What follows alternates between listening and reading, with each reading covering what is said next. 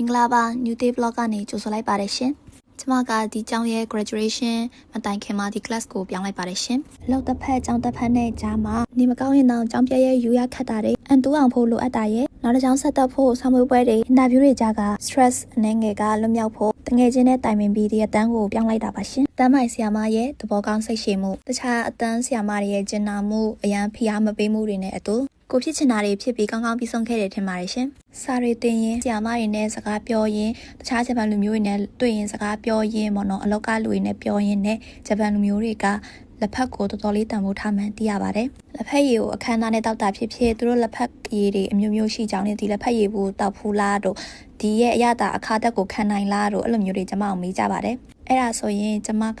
တို့မြန်မာလူမျိုးတွေကလက်ဖက်ရည်ကိုပေါ့နော်ရိုးရိုးရင်နွေးချမ်းဖြစ်တောက်တာအပြင်ပေါ့နော်နွားနို့နဲ့ရောပြီးသူတို့အလွယ်ဆုံးနားလဲအောင်မစ်ထီလို့အချိုပွဲအနေနဲ့တောက်တယ်လို့မျိုးတို့လက်ဖက်ကိုပေါ့နော်တုပ်ပြီးတော့စားတာတို့လက်ဖက်ကိုထမင်းနဲ့ပါနေစားတာပေါ့နော်လက်ဖက်ထမင်းပေါ့အဲ့လိုတွေပါကျမကဂုဏ်ယူစွာနဲ့ပြန်ပြောတတ်ပါတယ်ရှင်ကျမတို့ graduation ရက်မတိုင်မီတရက်အလုံးမှာတန်းမိုင်ဆရာမကတခြားအတန်းတာဝန်ကျဆရာကိုမီနီပါတီလေးလုပ်ခိုင်းလိုက်ပါတယ်ရှင်ကျမတို့ကိုလည်းပါတီမှာဝင် join ဖို့မုန်းနေယူလာခိုင်းပါတယ်ရှင်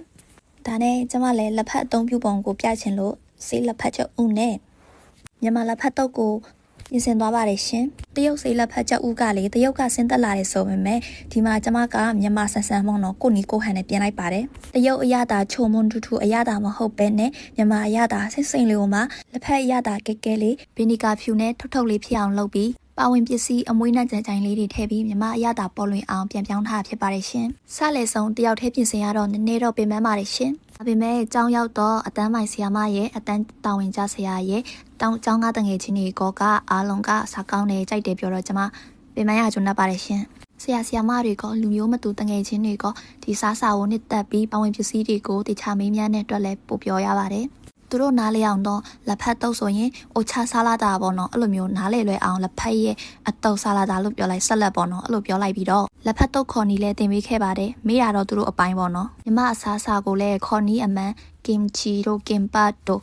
ဂျပန်စားစာဆူရှီထိုင်းစားစာပတ်ထိုင်းဗီယက်နမ်ခောက်ဆွဲဖိုးတို့လိုမျိုးပေါ့နော်သူ့နာမည်အတိုင်းခေါ်ပြီးတော့နာမည်ကြီးစေချင်လို့ပါရှင်အားသုံးပလတ်စတစ်ခွက်တွေပကံပြားတွေဇွန်းတွေခရင်တွေနဲ့လက်အိတ်တွေအသုံးပြုပြီးကျင်းပခဲ့ပါတယ်ဒီနေ့ရဲ့အတန်းတာဝန်ကျဆရာကောမနေ့ကဆရာမကောတန်းမိုင်ဆရာမကောကမုံနေဖြော်ရည်တွေတိုက်ကျွေးပါတယ်တခြားအတန်းတငယ်ချင်းတွေကဝယ်လာတဲ့မုံတွေလိုက်ဝေပါတယ်ရှင်တချင်းတွေလည်းဖွင့်နေဂိမ်းတွေလည်းကစားကြပါတယ်ရှင်